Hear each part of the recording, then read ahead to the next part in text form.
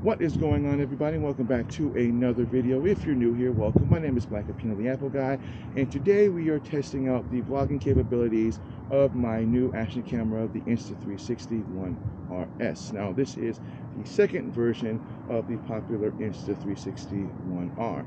Now, what these are and how they differ from the GoPros and other action cameras is that this is a modular camera. So what that means is that you can literally take it apart, add different lenses, and depending on what you're doing, the style of vlogging or what you're doing in terms of action, it allows you to do a whole host of things that you really couldn't do with the normal GoPro. So basically, I have the 4K Boost Edition. So what that means is that the Insta360 version that I have just comes with what is known as a 4K sensor, which allows me to shoot at up to 4K 60 frames.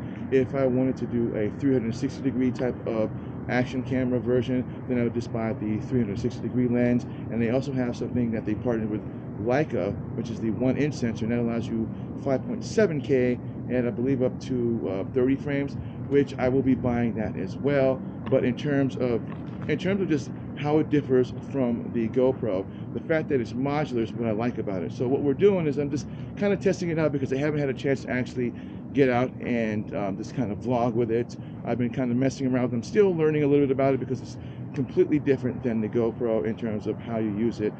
But I really love this thing, and what I love a lot about it also is the ability to use the software with the Insta360. So there's an app that you download, and you can do pretty much all your editing from the app itself, and you can share it to social media as you would with the GoPros and with any other action cameras. And the fact that with that software, you can actually make what is known as the invisible selfie stick is what it's called. It allows you to actually, through the software, basically make the stick disappear. So it makes it look like you don't even know that they're actually holding it. Kind of literally just kind of makes it disappear, which is cool because when you're doing it with an Elgato Grande, which is what you would use for the GoPro, there's no such option on that. And in terms of software integration, it works much better with the Insta360 than the GoPro does with the GoPro app. So accessories wise, same thing in terms of what you can get for the GoPro. You can get cold shoe mounts and attach like external microphones if you wanted to. You can also get a card reader if you wanted to just do directly from the camera to the micro SD card and then just kind of go from there. But in terms of practicality wise, this is probably the best action camera that I've ever used in terms of just what I've been doing so far. Because everyone knows, if you watch most of my videos, pretty much everything I use is with a GoPro. But this allows me to do so much more, and I don't really need to carry a lot of gear with me. I can literally just take the action camera, the invisible stick, and that's it. If I want to take another lens, I simply just have a little small lens. I can simply just take this apart, pull it apart, and then pop in a 360 lens if I want to do a 360-degree kind of style of action stuff.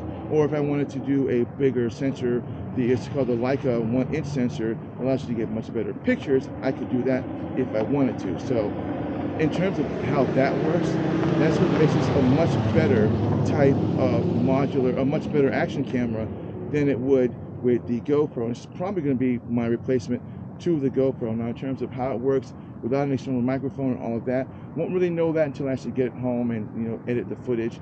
But that's what I love about this. And like I said, this is my first initial kind of impressions of this action camera. And again, battery life, it's pretty decent. It gives you a 1400 milliwatt amp battery that you can easily swap out with what is known as a boost pack, and that gives you 2300, I believe, milliamps of battery power.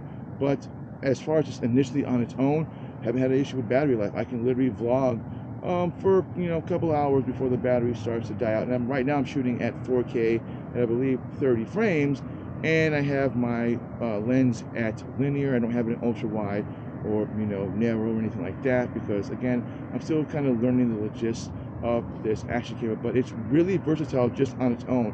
So what I have right now is I have the camera facing me and I can see myself in the screen. If I want to take a photo of something and I want to see what it looked like without me being in the photo, I can simply turn this off, pull it apart, flip the screen around, click it back in, and then I'll see what the lens sees. It's actually pretty cool. Again, like I said, it's the second version of the popular modular camera, but like I said, I had GoPros for pretty much 5 or 6 years, and so I didn't really think much about these modular things. I thought they were kind of stupid, but so far I love this thing, and I'm really looking forward to doing a lot more with this. I actually bought a suction mount for this that I'm actually going to be attaching to my car, and I'll be doing some comparisons between this and my GoPro 9, both in a vlogging sense and just in a when you have it attached to a solid surface, and just video capabilities in terms of what stands out between the two. But other than that, that's pretty much all that I got for today. So it looks like I'm in an abandoned area. I'm actually over here by Costco's because I live in Alaska, and we're actually getting my tires changed right now from winter tires to my summer tires. So this is a perfect opportunity for me to kind of take this out and kind of test vlogging and just kind of a short span of time. But like I said, I had this on a busy stick, so this allows me to simply just extend the video pole, and I can out there. Now I don't know how well the audio works as far as it being further apart. This is probably where you'd want to use the cold shoe mount that you can buy for this and use an external microphone. But generally, if you have it kind of in just like a normal vlog setting like this, should be perfectly fine in terms of audio. But like I said, I don't know what the audio is going to be like because I don't know what it sounds like right now. I have no way to monitor it. So that's everything that I got for today. Please stay tuned for my next video. We'll be doing a comparison between my GoPro Hero9 and my insta360. And I will see you guys in the next video. Stay safe. Enjoy you guys' summer. See you next time.